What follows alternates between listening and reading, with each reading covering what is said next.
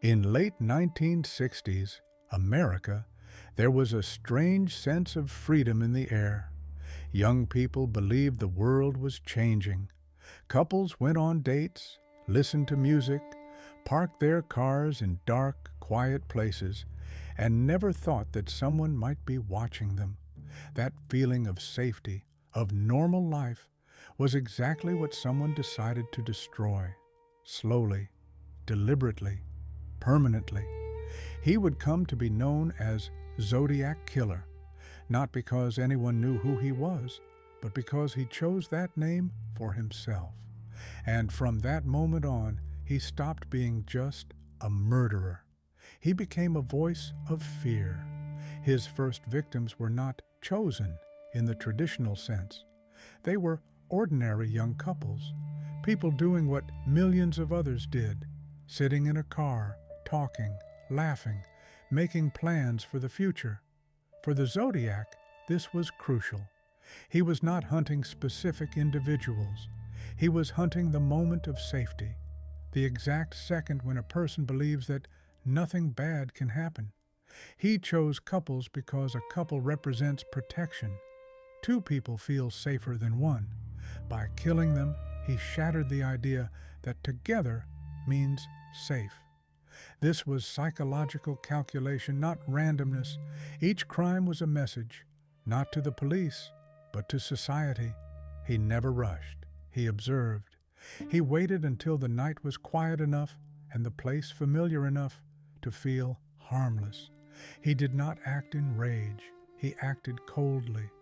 What mattered to him was not the killing itself, but the trace it left in people's minds.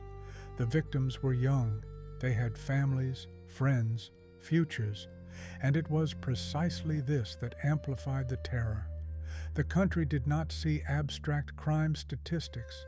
It saw itself. This could have been us. But the true horror did not begin with the murders. It began with the letters. He started writing to newspapers, calmly, confidently, without hysteria. He knew they would publish his words.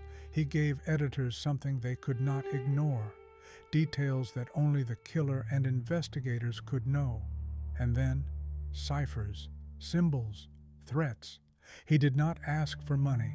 He did not demand freedom. He demanded attention, publication, recognition of his intelligence. He mocked the police, openly pointing out their helplessness. And with every letter that appeared in print, his sense of control grew stronger. His victims became part of a spectacle he staged for the entire nation. Private tragedy turned into public fear. Couples stopped going out at night. Parents forbade their children from being alone after dark. Parking lots emptied. The police drowned in information. Witnesses gave conflicting descriptions. Hundreds of suspects, dozens of composite sketches, different ages, different heights, different voices. Nothing matched. It was as if he deliberately created chaos, so no one could grasp the truth. The most terrifying part was that he was sometimes very close. He was seen, spoken to. One witness described him as a completely ordinary man, not angry, not nervous, nothing remarkable. And that was exactly what made him invisible. The ciphers became a nightmare of their own. People across the country tried to solve them. Teachers, engineers, families at kitchen tables. One cipher was eventually cracked by civilians, and it led nowhere. No name, no location. Just a cold, empty message, as if the Zodiac had known in advance. Even if you solve it, it won't help you. Then, gradually, the murders stopped. Then, the letters. He vanished as suddenly as he had appeared. No arrest, no trial, no explanation. And that was the most frightening outcome of all. Because society is used to stories where evil is either caught or destroyed. Here, that never happened.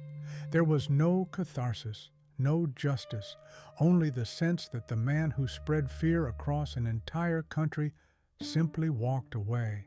when he got bored, or when he decided he had said everything he wanted to say. For decades, the case was reopened again and again. New suspects, new final answers, books, films, confessions, but no name ever became the last word. Because for the Zodiac, the most important thing was exactly this: to remain nameless. His victims were given names on memorials. He remained a shadow, and that was his final victory. Because fear without a face lives longer than any human being. And as long as there is no answer, the Zodiac is still somewhere nearby, not as a man, but as an idea, that sometimes evil does not need to be caught.